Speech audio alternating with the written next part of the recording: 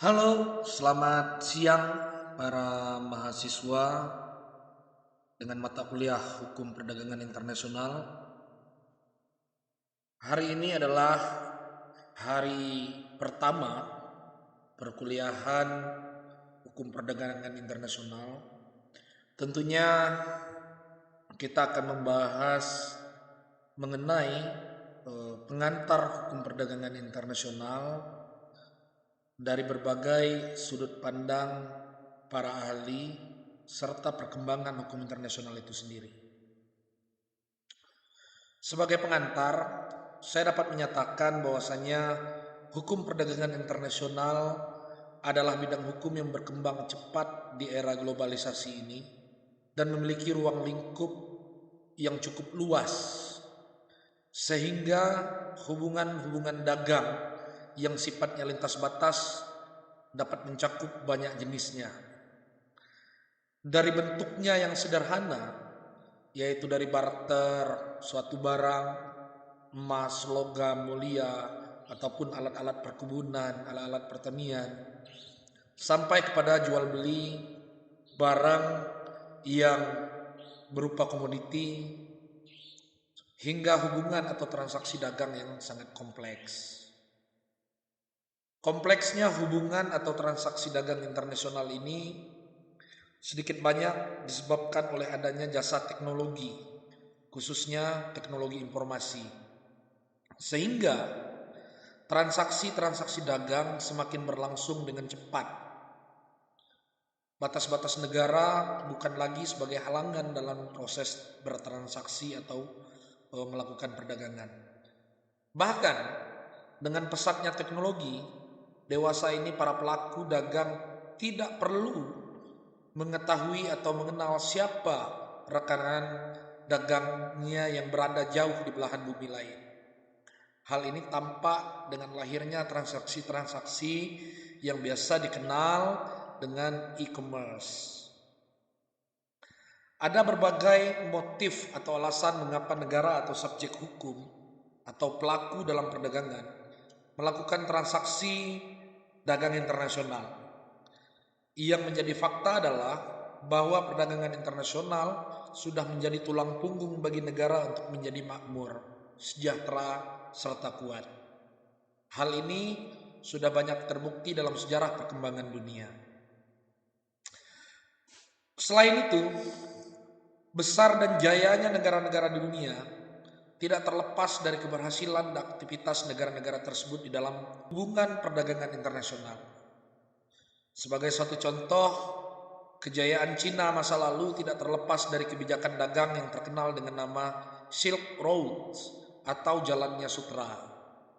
Silk Road tidak lain adalah rute-rute perjalanan yang ditempuh oleh saudagar-saudagar Cina untuk berdagang dengan bangsa-bangsa lain di dunia pada masa lalu. Setelah kejayaan masa Cina, menyusul negara-negara lain seperti Spanyol dengan Spanish Conquistadors, Inggris dengan British Empire-nya, serta Belanda dengan VOC-nya. Kejayaan negara-negara ini tidak terlepas dari kebijakan pemerintahnya untuk melakukan transaksi dagang internasional. Kesadaran untuk melakukan transaksi dagang internasional ini juga telah mencakup lama disadari oleh para pelaku pedagang di tanah air. Seorang kepala suku Bugis misalnya yang sadar akan pentingnya dagang bagi kesejahteraan sukunya. Keunggulan suku Bugis dalam berlayar dengan hanya menggunakan perahu-perahu Bugis yang kecil telah mengarungi lautan luas hingga ke Malaya. Sekarang menjadi wilayah Singapura dan Malaysia. Inilah bukti bahwasanya perdagangan lintas batas atau perdagangan internasional cukup digunakan dari masa ke masa. Selanjutnya, melahirkan apa yang dinamakan hukum perdagangan internasional. Cepatnya perkembangan bidang hukum ini ternyata masih belum ada kesepakatan tentang definisi untuk bidang hukum perdagangan internasional itu sendiri. Hingga dewasa ini terdapat berbagai definisi yang satu sama lainnya yang juga mengalami perbedaan. Seperti definisi yang dikemukakan oleh Smith Hoff. yang merupakan salah satu sekretaris jenderal PBB dalam laporannya di tahun 1966.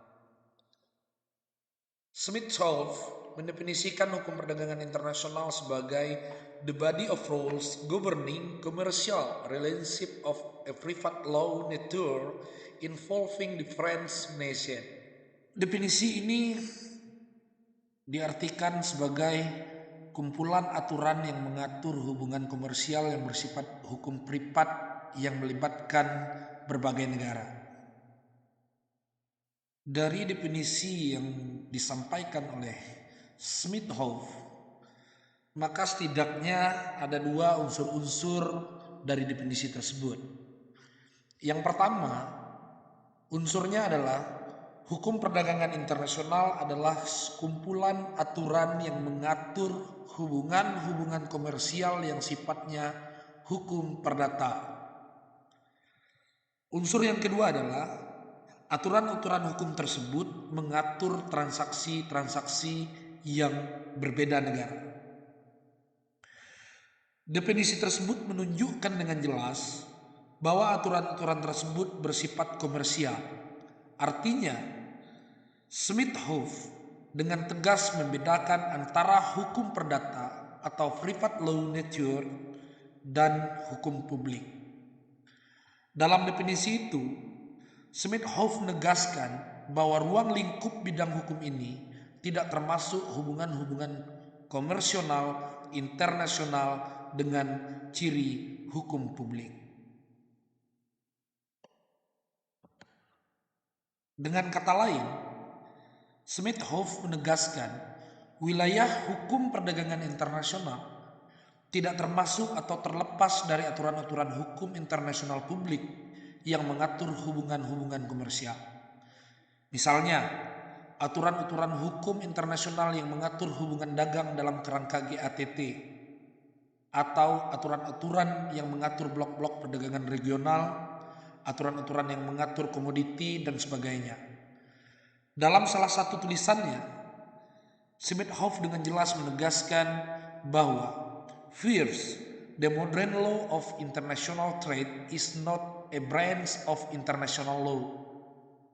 It doesn't form part of the jus gentium, but it is applied in every national jurisdiction by tolerance of the national sovereigns whose public policy may override or quality a particular rule of that law.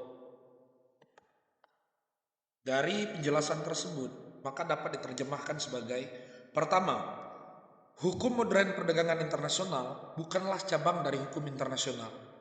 Itu tidak merupakan bagian dari ius gentium, tetapi diterapkan di setiap yurisdiksi nasional dengan toleransi kedaulatan nasional yang kebijakan publiknya dapat mengesampingkan atau memenuhi syarat aturan tertentu dari undang-undang itu. Dari latar belakang definisi tersebut, maka Smith-Hoff menguraikan bidang-bidang yang menjadi cakupan bidang hukum perdagangan internasional, yaitu jual beli dagang internasional, mencakup pembentukan kontrak, perwakilan-perwakilan dagang atau agensi, dan pengaturan penjualan eksklusif. Yang kedua, yaitu terkait surat-surat berharga. Yang ketiga, yaitu terkait hukum mengenai kegiatan-kegiatan tentang tingkah laku mengenai perdagangan internasional. Yang keempat, terkait persoalan asuransi. Yang kelima, terkait mengenai pengangkutan melalui darat dan kereta api, laut, udara, dan perairan pedalaman. Yang keenam, itu terkait hak milik industri.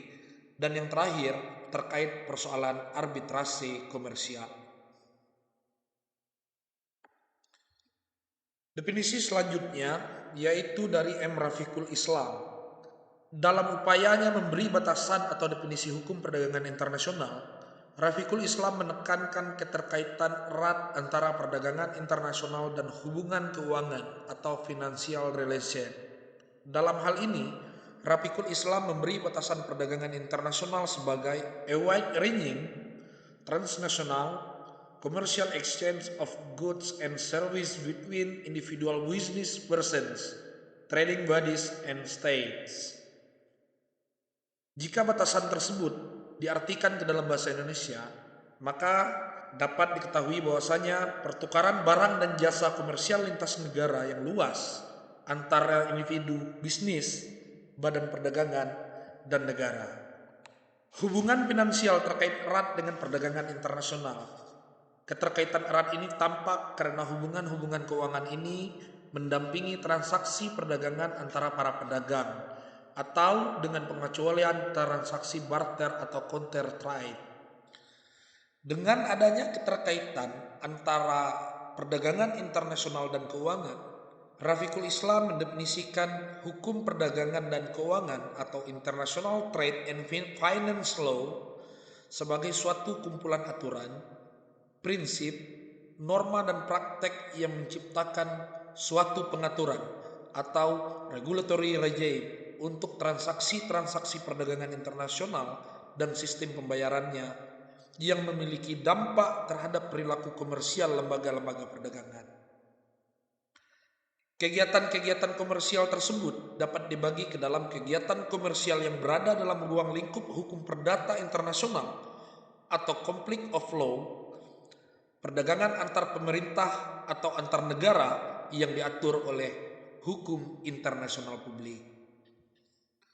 Dari batasan tersebut, tampak bahwa ruang lingkup hukum perdagangan internasional sangat luas, karena ruang lingkup kajian bidang hukum ini sifatnya adalah lintas batas atau transnasional. Konsekuensinya adalah terkaitnya lebih dari satu sistem hukum yang berbeda.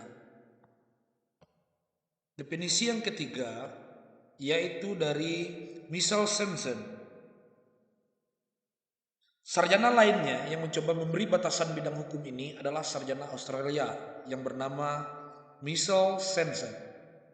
Sanson memberi batasan bidang ini sesuai dengan pengertian kata-kata dari bidang hukum ini, yaitu hukum, dagang, dan internasional dengan kata dasar nation atau negara. Hukum perdagangan internasional menurut definisi Sanson disebutkan sebagai can be defined as the regulation of the conduct of parties involved in the exchange of goods, service, and technology between nations. Yang diterjemahkan ke dalam bahasa Indonesia atau yang dapat didefinisikan ke dalam bahasa Indonesia sebagai pengaturan perilaku pihak-pihak yang terlibat dalam pertukaran barang, jasa, dan teknologi antar negara. Definisi Sanson di atas sangat sederhana. Ia tidak menyebut secara jelas bidang hukum ini jatuh ke bidang hukum yang mana. Hukum privatkah, hukum publikkah, atau hukum internasionalkah. Sanson hanya menyebut bidang hukum ini adalah the regulation of the conduct of parties. Para pihaknya pun dibuat samar, hanya disebut parties. Sedangkan objek kajiannya, Sanson agak jelas, yaitu jual beli barang, jasa, dan teknologi. Meskipun memberi definisi yang mengambang tersebut, Sanson membagi hukum perdagangan internasional ini ke dalam dua bagian utama, yaitu hukum perdagangan internasional publik atau Public International Trade Law dan hukum perdagangan internasional privat atau Private International Trade Law. Yang pertama, Public International Trade Law adalah hukum yang mengatur perilaku dagang antar negara. Sedangkan yang kedua, Private International Trade Law adalah hukum yang mengatur perilaku dagang secara orang perorangan atau private traders di negara-negara yang berbeda. Meskipun ada pembedaan ini, namun para sarjana mengakui bahwa batas-batas kedua istilah ini pun sangat sulit untuk dibuat garis batasnya. Sanson menyatakan bahwa the modern development is that the distinction between public and private international trade law has less meaning. Mirip dengan Sanson, Rafiqul Islam melihat hubungan atau keterkaitan ini juga sulit untuk tidak bersentuhan dan saling mempengaruhi. Definisi terakhir datang dari Hercules Moysen Hercules merupakan sarjana Afrika Selatan yang tidak memberikan definisi secara tegas. Beliau menyadari bahwa ilmu hukum sangat kompleks. Karena itu, upaya untuk membuat definisi bidang hukum, termasuk hukum perdagangan internasional, sangatlah sulit dan jarang yang tepat. Karena itu dalam upayanya memberi definisi tersebut, beliau hanya mengungkapkan unsur-unsur dari definisi hukum perdagangan internasional. Menurut beliau, ada 3 unsur hukum perdagangan internasional, yakni 1. Hukum perdagangan internasional dapat dipandang sebagai suatu cabang khusus dari hukum internasional. Yang kedua, hukum perdagangan internasional adalah aturan-aturan hukum internasional yang berlaku terhadap perdagangan barang, jasa, dan perlindungan hak atas kekayaan intelektual. Dan yang ketiga, hukum perdagangan internasional terdiri dari aturan-aturan hukum nasional yang memiliki atau pengaruh langsung terhadap perdagangan internasional secara umum. Dari keempat definisi yang diuraikan oleh para ahli tersebut, maka Hualahadov lebih cenderung memilih definisi Rafiqul Islam sebagai definisi yang lebih tepat. Beliau menganggap bahwasanya dari batasan Rafiqul Islam di atas, tampak adanya keterkaitan erat antara hukum perdagangan internasional dengan hukum internasional publik. Memang sekilas tampak bahwa dampak dan pengaruh hukum internasional publik ini adalah tidak langsung. Namun demikian, pengaruh ini dapat berdampak cukup luas terhadap hukum perdagangan internasional. Demikian pengertian hukum perdagangan internasional dari para ahli. Tugas adalah para mahasiswa diminta untuk mencari definisi hukum perdagangan internasional selain dari 4 ahli di atas. Minimal 3 pernyataan atau definisi hukum perdagangan internasional dari ahli. Selanjutnya kita membahas pendekatan hukum perdagangan internasional. Jika berbicara persoalan pendekatan hukum perdagangan internasional, kita akan membahas masalah 2 hal pokok. Yang pertama, terkait dengan hubungan antara hukum perdagangan internasional dan bidang hukum lainnya. Dan yang kedua, terkait dengan hukum perdagangan internasional bersifat interdisipliner. Baiklah, untuk yang pertama kita akan membahas masalah hubungan antara hukum perdagangan internasional dan bidang hukum lainnya. Luasnya bidang cakupan hukum perdagangan internasional membuat cakupannya yang dikaji sulit untuk tidak tumpang tindih dengan bidang-bidang lainnya. Misalnya dengan hukum ekonomi internasional, hukum transaksi bisnis internasional, hukum komersial internasional, dan lain-lain. Masalahnya adalah di mana letak atau garis batas di antara hukum perdagangan dengan bidang-bidang hukum lain tersebut, khususnya hukum ekonomi internasional. Untuk menjawab pertanyaan tersebut, maka pendekatan yang ditempuh untuk membedakan kedua bidang hukum ini adalah melihat subjek hukum yang tunduk kepada kedua bidang hukum tersebut. Hukum ekonomi internasional lebih banyak mengatur subjek hukum yang bersifat publik atau polisi, seperti misalnya hubungan-hubungan di bidang ekonomi yang dilakukan oleh negara atau organisasi internasional. Sedangkan hukum perdagangan internasional lebih menekankan kepada hubungan-hubungan hukum yang dilakukan oleh badan-badan hukum privat. Dalam kenyataannya, pendirian tersebut tidak begitu valid. Hukum ekonomi internasional dalam kenyataannya juga mengatur kegiatan-kegiatan atau transaksi-transaksi badan hukum privat atau yang terkait dengan kepentingan privat. Misalnya mengenai perlindungan dan nasionalisasi atau ekspropriasi perusahaan asing. Selain itu, meskipun hukum ekonomi internasional mengatur subjek hukum publik atau negara, namun aturan-aturan tersebut bagaimanapun juga akan berdampak pada individu atau subjek hukum lainnya di dalam wilayah suatu negara. Hukum perdagangan internasional bersifat interdisipliner. Karakteristik lain dari hukum perdagangan internasional ini adalah pendekatannya yang interdisipliner. Untuk dapat memahami bidang hukum ini secara komprehensif, dibutuhkan sedikit banyak bantuan disiplin-disiplin ilmu lain. Keterkaitan dengan pembayaran misalnya, pembayaran di dalam perdagangan internasional. Hal ini akan terkait dengan praktik perbankan dan lembaga keuangan lainnya. Hal ini juga membutuhkan bantuan dan pemahaman disiplin ilmu perbankan dan keuangan. Selain itu, keterkaitan dengan perdagangan itu sendiri akan terkait dengan praktek dan teknik-teknik perdagangan. Hal ini membutuhkan bantuan dan pemahaman ilmu praktik perdagangan. Disiplin-disiplin ilmu lain yang terkait dengan hukum perdagangan internasional, misalnya adalah teknologi dan ekonomi.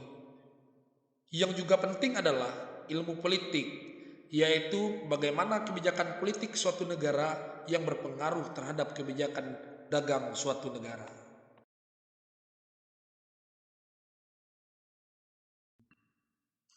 Selanjutnya, yaitu prinsip-prinsip dasar hukum perdagangan internasional. Setidaknya, dalam teoritis hukum perdagangan internasional, dikenal dengan 4 dasar atau 4 prinsip dari hukum perdagangan internasional itu sendiri. Yang pertama, yaitu prinsip dasar kebebasan berkontrak. Yang kedua, prinsip dasar facta sunt servanda. Yang ketiga, prinsip dasar penyelesaian sengketa melalui arbitrase. Dan yang keempat, prinsip dasar kebebasan komunikasi. Prinsip pertama, kebebasan berkontrak. Kebebasan berkontrak sebenarnya adalah prinsip universal dalam hukum perdagangan internasional. Setiap sistem hukum pada bidang hukum dagang mengakui kebebasan para pihak ini untuk membuat kontrak-kontrak dagang, walaupun bersifat internasional. Smith-Hoff menanggapi secara positif kebebasan pertama ini.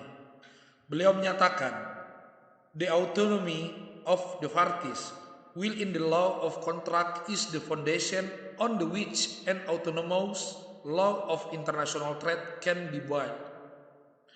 The national sovereigns has blah blah blah blah blah no objection that area and autonomous law of international trade is development by the parties, provided always that law respect in every national jurisdiction the limitations imposed by public policy." Kebebasan tersebut mencakup bidang hukum yang cukup luas. Ia meliputi kebebasan untuk melakukan jenis-jenis kontrak yang para pihak sepakati. Ia termasuk pula kebebasan untuk memilih forum penyelesaian sengketa dagangnya. Ia mencakup pula kebebasan untuk memilih hukum yang akan berlaku terhadap kontrak, serta lain-lain. Kebebasan ini sudah barang tentu tidak boleh bertentangan dengan undang-undang, kepentingan umum, kesusilaan, kesopanan, dan lain-lain persyaratan yang ditetapkan oleh masing-masing sistem hukum. Prinsip yang kedua yaitu Pacta sunt servanda. Pacta sunt servanda adalah prinsip yang mensyaratkan bahwa kesepakatan atau kontrak yang telah ditandatangani harus dilaksanakan dengan sebaik-baiknya atau dengan etikat baik. Prinsip ini pun sifatnya universal. Setiap sistem hukum di dunia menghormati prinsip ini. Prinsip yang ketiga yaitu prinsip penggunaan arbitrase tampaknya terdengar agak ganjil. Namun demikian, pengakuan Goldstein menyebut prinsip ini bukan tanpa alasan yang kuat. Arbitrase dalam perdagangan internasional adalah forum penyelesaian sengketa yang semakin umum digunakan. Klausul arbitrase sudah semakin banyak dicantumkan dalam kontrak-kontrak dagang. Oleh karena itulah, prinsip ketiga ini memang sangat relevan. Di samping 3 prinsip dasar tersebut, prinsip dasar lainnya yang menurut Huala Adolf relevan adalah prinsip dasar yang dikenal dalam hukum ekonomi internasional, yaitu prinsip kebebasan untuk berkomunikasi, atau dalam pengertian luas termasuk di dalamnya kebebasan bernavigasi. Komunikasi atau navigasi adalah kebebasan para pihak untuk menghormati untuk keperluan dagang dengan siapapun juga, dengan melalui berbagai sarana navigasi atau komunikasi, baik darat, laut, udara, atau melalui sarana elektronik. Kebebasan ini sangat esensial bagi terlaksananya perdagangan internasional. Aturan-aturan hukum internasional memfasilitasi kebebasan ini. Dalam berkomunikasi untuk maksud berdagang ini, kebebasan para pihak tidak boleh dibatasi oleh sistem ekonomi, sistem politik, atau sistem hukum.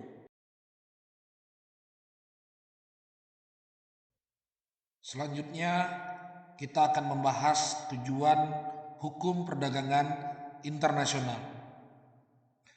Dewasa ini, semakin pentingnya peran perjanjian-perjanjian di bidang ekonomi atau perdagangan internasional ini telah melahirkan aturan-aturan yang mengatur perdagangan internasional di bidang barang, jasa, dan penanaman modal di antara negara-negara sebagai subjek hukum.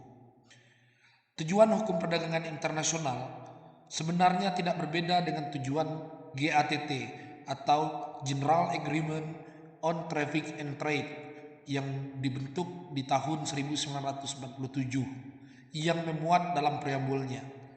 Tujuan tersebut adalah yang pertama untuk mencapai perdagangan internasional yang stabil dan menghindari kebijakan-kebijakan dan praktek-praktek perdagangan nasional yang merugikan negara lain.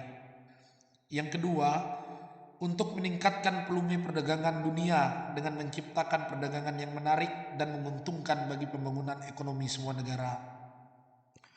Yang ketiga, untuk meningkatkan standar hidup umat manusia. Dan yang terakhir, untuk meningkatkan lapangan tenaga kerja. Sementara itu, selain dari tujuan GATT, ada tujuan lainnya yang juga relevan untuk menjadi tujuan hukum perdagangan internasional. Yang pertama yaitu untuk mengemban sistem perdagangan multilateral, bukan sepihak suatu negara tertentu yang akan mengimplementasikan kebijakan perdagangan terbuka dan adil yang bermanfaat bagi semua negara. Dan yang kedua, meningkatkan pemanfaatan sumber-sumber kekayaan dunia dan meningkatkan produk dan transaksi jual beli barang. Demikianlah akhir dari perkuliahan kita pada hari ini. Diharapkan bagi para mahasiswa yang belum jelas dan ingin bertanya, diharapkan meninggalkan pertanyaan di kolom komentar yang tersedia di bawah ini. Akhir kata, saya Aditya Diar pamit undur diri. Assalamualaikum warahmatullahi wabarakatuh.